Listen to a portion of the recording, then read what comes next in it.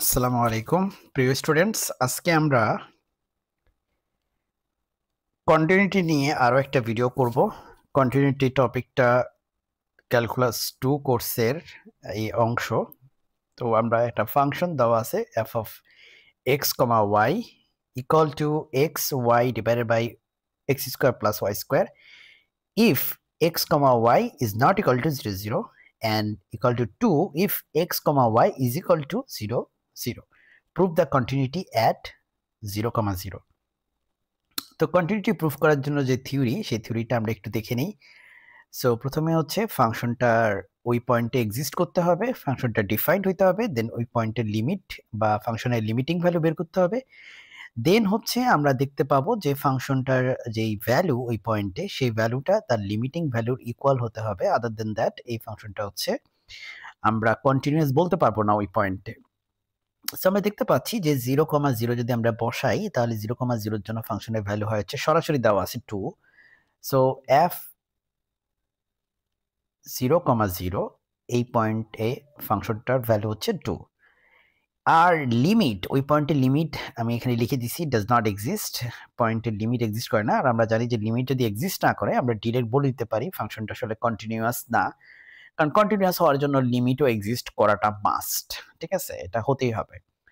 এখন তোমরা তো দেখাবা পরীক্ষায় যে কেন লিমিট এক্সিস্ট করে না, এটা আমি বলছি। এই দেখো, আমি কিন্তু লিমিটের ভিডিওগুলোতে এগুলো আলোচনা করছিলাম। দেখো আমি এখানে দেখাইছি যে কেন লিমিট এক্সিস্ট করে না। প্রথমে আমরা হচ্ছে এক্স এক্সিস এর অ্যালং নিয়ে দেখলাম যে লিমিটের ভ্যালু আসছে 0। পরে দেখা গেছে ওয়াই ইকুয়াল টু এক্স ধরে আমরা লিমিট পাইছি হাফ। তাহলে যদি একবার লিমিট হয় 0, আবার অন্য একটা ডিরেকশন দিয়ে আসলে যদি হয় হাফ, তাহলে এটা কি এগ্রি করে বলো? দুইটা আলাদা আলাদা ডিরেকশনের জন্য যদি আমরা দুই রকম লিমিট পাই, তাহলে তো আমরা বলবো যে না, লিমিট এক্সিস্ট করে না, তাই না? তো তোমরা লিমিটের ভিডিওগুলো দেখে নিবা আমার, সেখানে আমরা আলোচনা করছি ডিটেইলসে কিভাবে লিমিট বের করতে হয় ক্যালকুলাস 2 কোর্সে মাল্টিভেরিয়েবল ফাংশনের ক্ষেত্রে।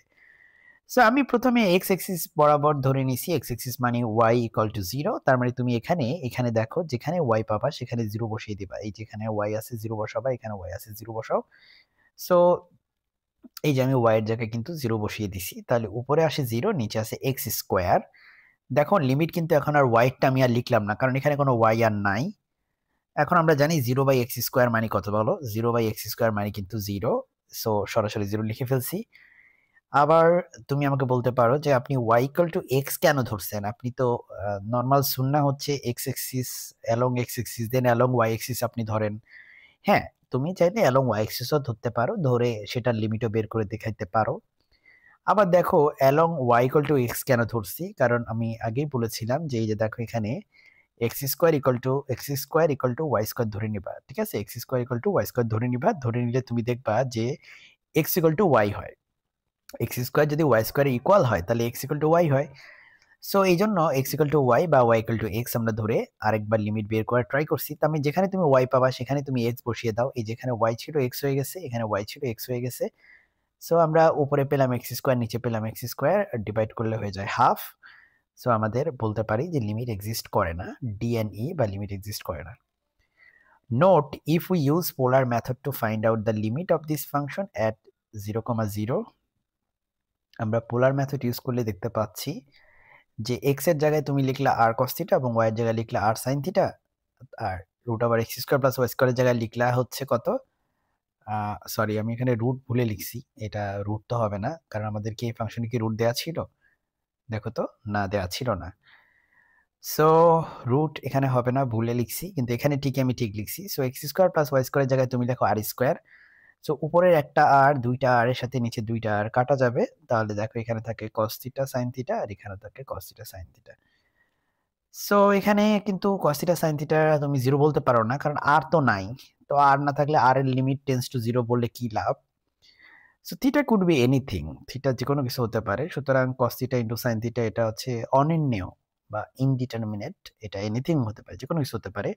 So polar method is no good in this math. তার মানে এই ম্যাথে তুমি পোলার মেথড দিয়ে ভুলেও করবা না। এই ম্যাথে পোলার মেথড দিয়ে করলে কিন্তু তুমি আসলে বলতে পারবা না যে লিমিট এক্সিস্ট করে না বা লিমিট আদৌ এক্সিস্ট করে কিনা, এগুলো তুমি বলতে পারবা না। সো তুমি আমি যেভাবে করছি এভাবে করে দেখায় দাও যে লিমিটটা হচ্ছে এক্সিস্ট করে না। যেহেতু লিমিট এক্সিস্ট করে না তার মানে এই ফাংশনটা তার মানে কন্টিনিউয়াসই না। কারণ সে তো তার কন্ডিশন মেইনটেইন করতেছে না। এই যে কন্ডিশনগুলো ফুলফিল হইতে হবে। ঠিক আছে? সো আশা করি ভিডিওটা দেখে তোমার কিছুটা হলেও উপকারে আসছে মাই ডিয়ার স্টুডেন্টস। আজকে ভিডিও এই পর্যন্তই। আসসালামু আলাইকুম।